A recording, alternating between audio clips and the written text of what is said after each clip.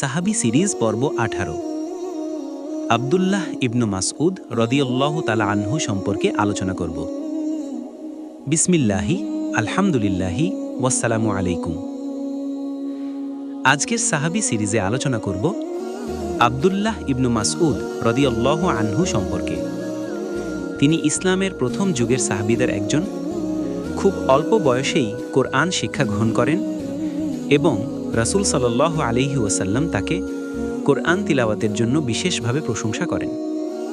তিনি ছিলেন প্রথম ব্যক্তি যিনি প্রকাশ্যে কোরআন তিলাওয়াত করেছিলেন, যার ফলে কুরাইশরা তাকে আঘাত করে। তবুও তিনি সাহসের সঙ্গে কোরআনের শব্দ পৌঁছে দেন।